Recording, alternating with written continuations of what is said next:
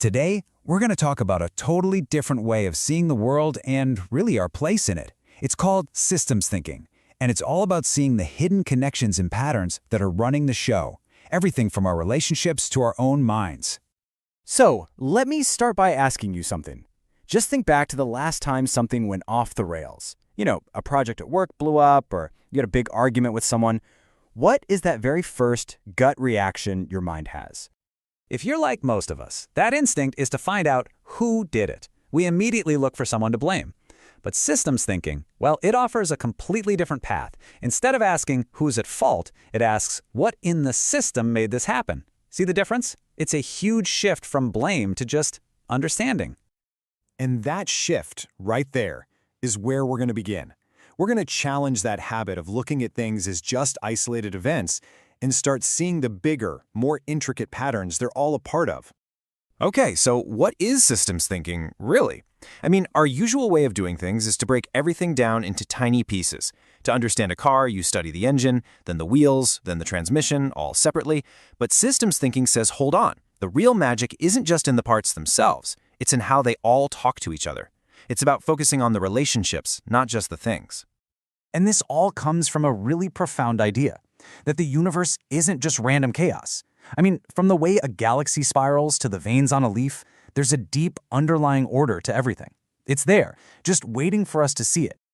And that's the whole point. This incredible order is all around us, but we miss it. We miss it because we're so zoomed in on the individual pieces. Systems thinking is kind of like putting on a new pair of glasses that finally lets you see the beautiful and visible architecture that connects everything together. So, where are all these systems? Are they just out there in nature? Well, it turns out they're not just out there. They are the very fabric of our lives, all arranged in layers that literally shape who we are. Just think about it for a second. Your body, it's an unbelievably complex system. And you are part of a family system. That family is part of a community system, which is part of a global system. It is literally systems all the way down and systems all the way up. We're a whole system on our own, and at the exact same time, we're just one small part of countless others. And this leads to a pretty huge realization. Nothing, absolutely nothing, exists in a vacuum. The health of your body affects your family. The vibe of your community affects your work. It's all one giant interconnected web. We all learn this in science class, right? For every action, there's a reaction. Well, systems thinking takes that idea and applies it to everything. A tiny change in one part of the system can create these huge ripples that you would never, ever be able to predict just by looking at that one little part. Okay, now we get to the part that's deeply personal. Because when you really start to see all these connections, something pretty amazing happens. You can actually step off that toxic, dead-end treadmill of blame and shame. In systems thinking, there's no blame, only insight. Just let that sink in for a minute. When you stop hunting for a person to pin something on, you open up all this space for a much deeper, more useful kind of understanding. You start looking for the patterns, the pressures inside the system that pushed everyone to act the way they did. And the reason this works so well is because it's aligned with a basic truth of the universe. Life isn't broken. Its whole nature is to grow, to expand, to become more. Problems aren't usually caused by bad people, but by blockages in the system that are getting in the way of that natural tendency to grow. So when you adopt this viewpoint, you get these incredibly powerful tools. You get real insight into why people, and that includes yourself, do the things they do. You get an acceptance that, hey, some situations are just genuinely complex, and it's not one person's fault. And from all of that comes this deep, genuine compassion for everyone involved. All right, let's zoom the camera out even further.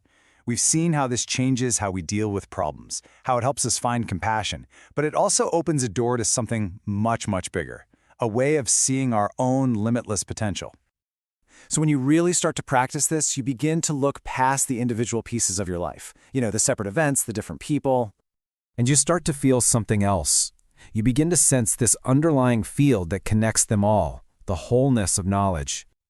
There's actually a name for this state. It's called Transcendental Consciousness. Now, you can think of it like the source code of reality. It's this field of pure potential, where every single thing in every system, from a tiny thought to an entire planet, comes from. So from this perspective, the universe isn't just a bunch of separate things bouncing off of each other. No, it is one single wholeness, constantly shifting and interacting and moving within itself. It's a pretty wild idea. And when we truly get this, really live it, we can reach what's known as unity consciousness. And that's the ultimate goal, right? To understand that because you are a part of these huge, interconnected systems, you are also connected to that field of limitless possibilities. Your potential isn't just yours.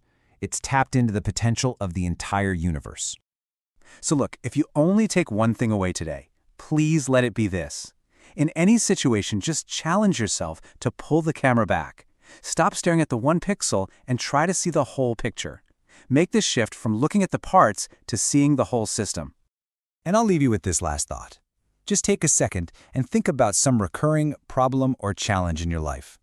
What if it's not a problem you have to solve, or a person you have to blame? What if it's actually just a system, waiting patiently for you to finally understand it?